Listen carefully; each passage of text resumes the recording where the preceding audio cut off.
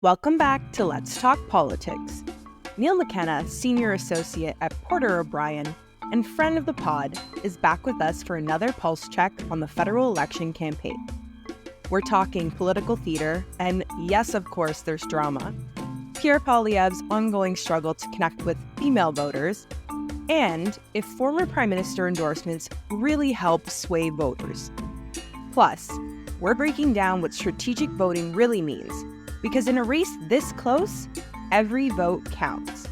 And of course, you'll get the classic New Brunswick angle only Neil can bring. Oh, and make sure you stick around.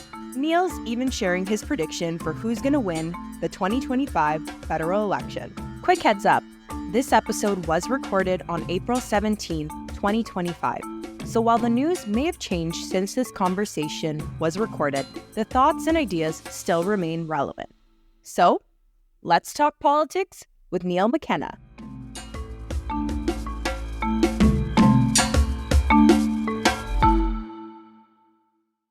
There was a recent incident where Liberal operatives reportedly planted a Stop the Steal button at a Conservative conference. Pierre Poilievre has now been using that to argue that it's actually the Liberals who are importing divisive US-style politics into Canada. Do you think this kind of political theater has any real impact, especially on undecided voters? And do you think this could end up backfiring on the Liberals?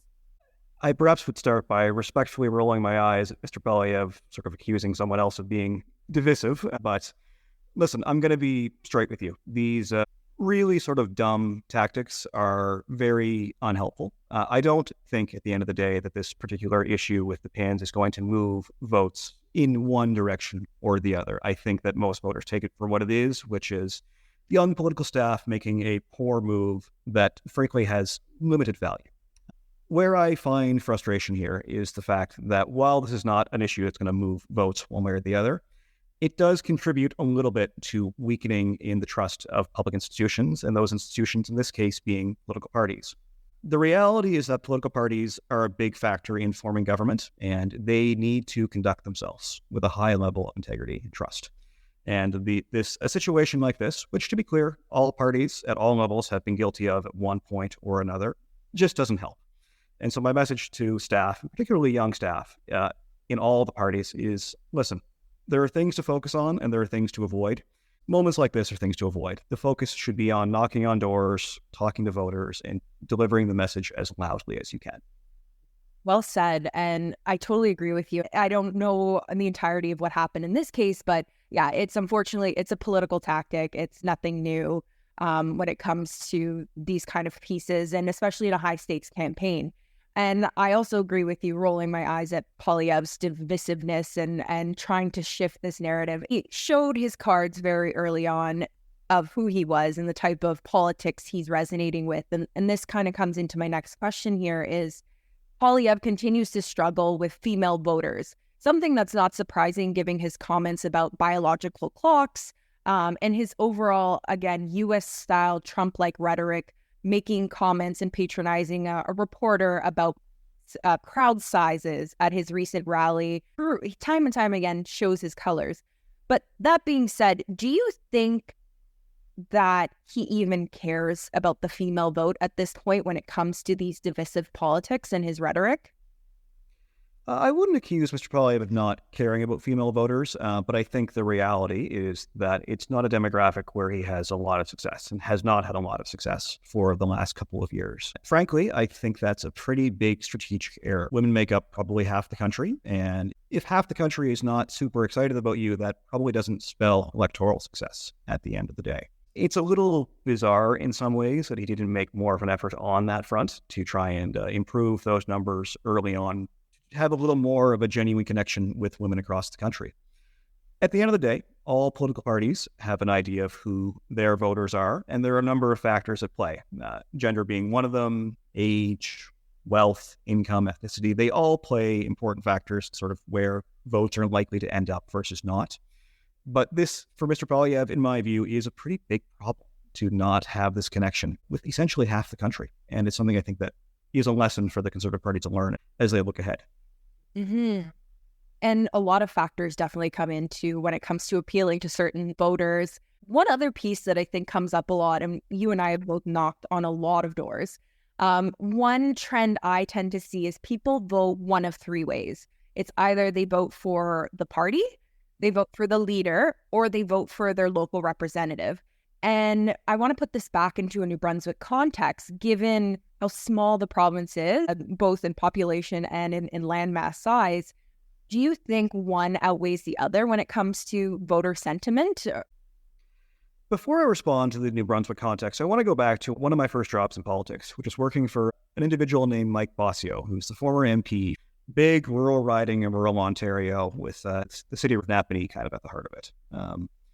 This was a riding where Mike had won in 2015 by a very, very slim number. He won by about 225 votes, which is a pretty small percentage relative to a federal riding. I was there for the 2019 campaign, so his first effort at re-election, and it was really intriguing because Mike was an incredibly strong community MP. But what we noticed, I would say probably on every sixth or seventh door I knocked in that campaign, was that people, for the most part, were focusing largely on the debate between Justin Trudeau and Andrew Scheer, and more directly on the leadership of Justin Trudeau as Prime Minister. I think that the lesson to be learned from that is that most voters, in my experience, are paying attention more so to the national narrative than what their individual candidate is doing, for the most part. Now, what's interesting is these days I live in a riding called St. John Kennebecasis, where the incumbent MP is Liberal MP Wayne Long. And Wayne has been one of the most successful MPs, in my opinion, of being able to sort of convince people to vote for him and for his record, even if they aren't fully on board with what the Liberal government has done over the last decade or so. When I look at the three factors you mentioned, I do think here in New Brunswick, most voters are probably looking at it a little more nationally than their individual community representative. But there are some great lessons to be taken from Wayne Long's tenure as Member of Parliament to really push and advocate for what an MP can do successfully on their own merit. And that's not just a matter of being in government or opposition. There are some excellent opposition MPs who've had huge successes as well. And we see their longevity. And I would think of someone like Michael Chong that serves as a great example of that. At the end of the day, yes, most voters are going to look at the national trend, but the individual candidate is absolutely going to be able to make an impact on doors if they have a good story to tell. Very well said. And it brings a smile on my face too, because very similarly in the sense of my first job starting in 2018, 2019 was with Adam Vaughan. That was the riding of Spadina Fort York. And it was very interesting too. And I think that's where I started to pick up of, okay, people vote one of three ways, because every other door I knocked on with Adam is, I don't like your leader, I don't like your party, but I like you. I'm going to vote for you. Or, Adam was able to cultivate a lot of the NDP vote, but also just in general, his mindset of different policies. So yeah, it's really interesting. And same thing working with Seamus, that local perspective is so critical. I also do have a lot of respect for Wayne Long. I really like the comms he's been putting out recently too. But I want to go back to Poilievre and the drop in numbers when it comes to Conservatives. Former Prime Minister Stephen Harper recently made a very rare appearance on the campaign trail to endorse Pierre Poilievre, calling him someone with the political experience to be a prime minister. Do you think that endorsement from Harper will actually sway voters? Because from the outside, how I'm looking at this, and it could be my own bias, it kind of felt like a panicked move from the Conservatives, considering they had such a solid lead earlier in the year when Justin Trudeau was the primed candidate for the Liberals. Again, we saw that drop by nearly 20 points, and now Harper's suddenly back in the spotlight. I think that signals confidence, or does it suggest the Conservatives are getting a little nervous? Frankly, I don't think it signals confidence. Look, at the end of the day, a former Conservative leader endorsing the current Conservative leader is not something that really sways a whole lot of votes in one direction or another, because you're talking essentially to the same people. Given that Mr. Harper tends to prefer a more private life following his years as Prime Minister, which he is fully entitled to, the fact that he's coming out at this juncture, to me, suggests it's more of a favor to the campaign. And a little bit, yes, in my view, of a desperation. Listen, Mr. Harper carries a great deal of weight with Conservatives, and I would say probably with Western Canada most strongly. But at the end of the day, it's a little unusual to have the most recent Conservative Prime Minister come out and take that position. So for me, I don't think it spells a lot of confidence in Mr. Poilievre's campaign. It's nice. It's a great rally. And the one thing it does allow him to do successfully is kind of own that day in the news, because a Harper appearance on the campaign is going to make the news for the day. Does that move votes strongly one way or the other? I would say no, not at all. Interesting. And I would flip the question. We've also seen Jean Chrétien come out. The guy's in his 90s, looks great, but who's also been coming out, I would say the last few years, more specifically on this campaign as well. What are your thoughts on that from a Liberal perspective of bringing back such a respected Liberal leader? Does that signal anywhere where the party's trying to shift its narrative?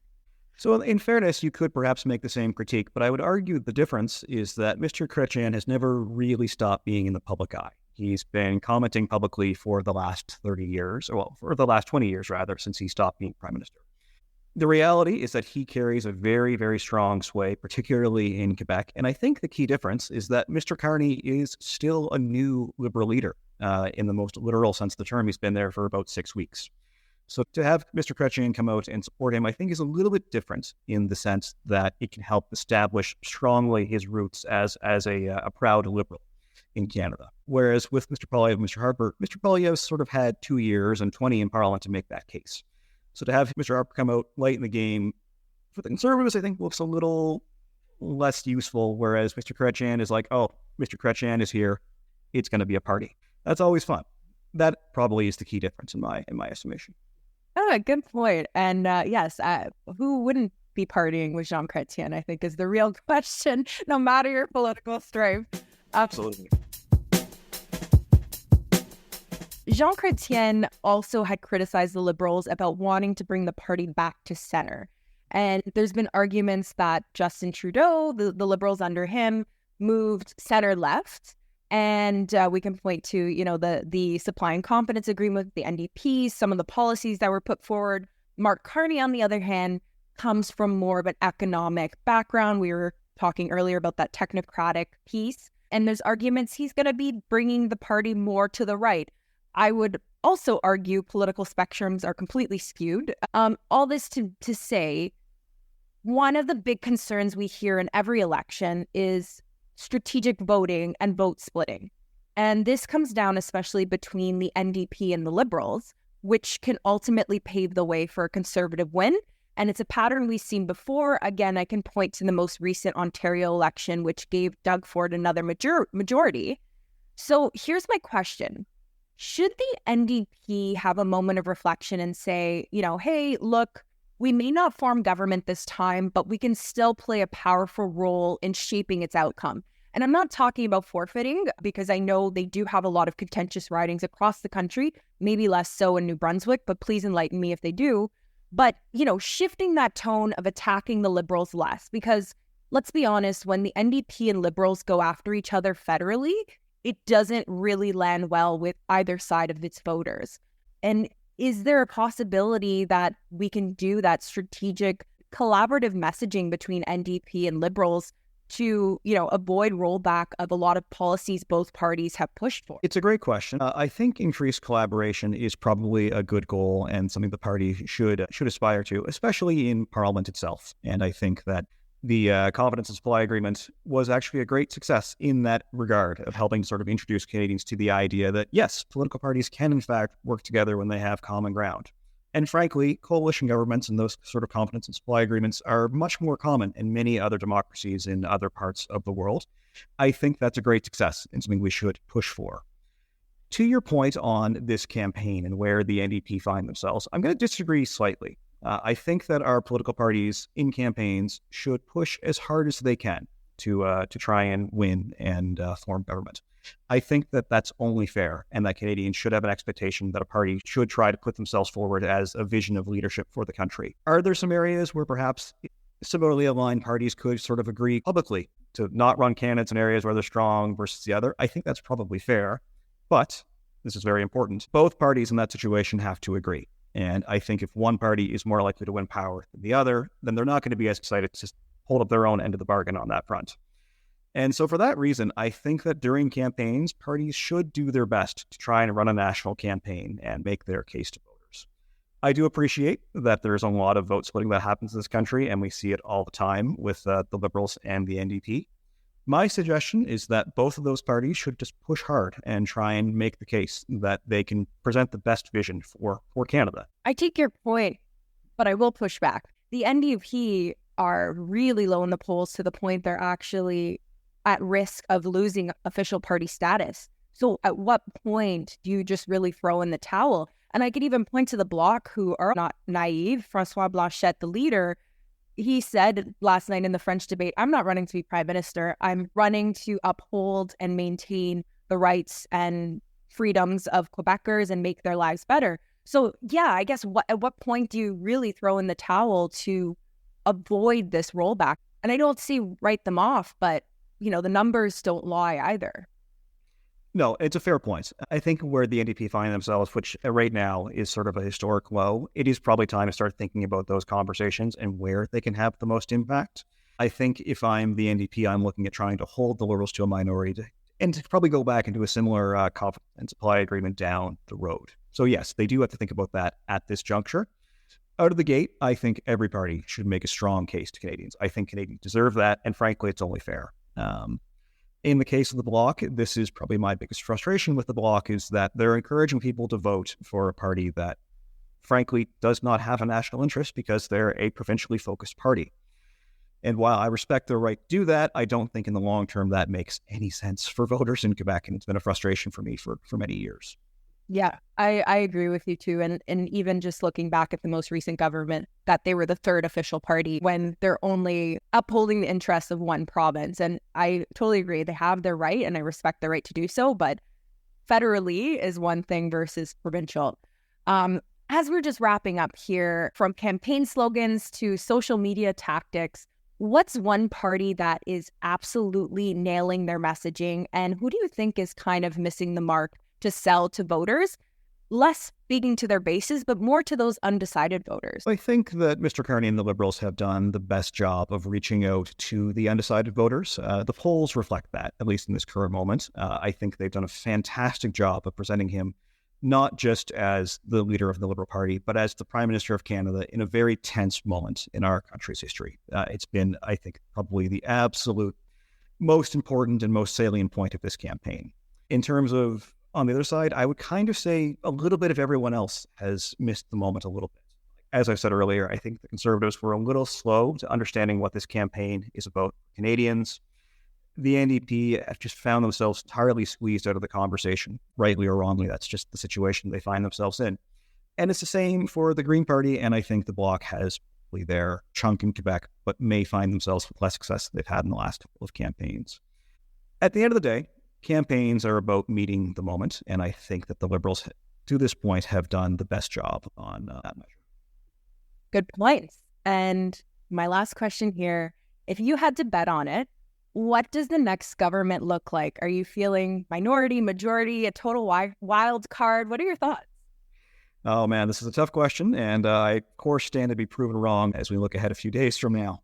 My prediction as of this moment is I'm going to say a slim Liberal majority. I think that's very much possible, and I think it's the likeliest outcome.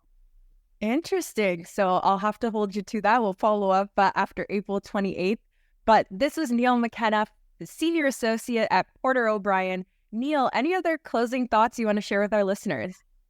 I would just encourage everyone to keep paying attention, get out and vote. If you have any questions about how we can help move policy forward, give us a call at Porter O'Brien. We'd be happy to talk to you.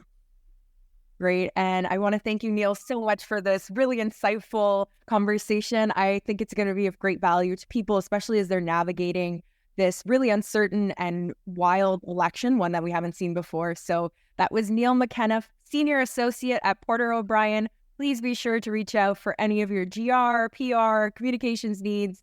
They'll be there to guide you. And that's Neil McKenna on Let's Talk Politics. Please tune in next week for my next special guest. Have a good one.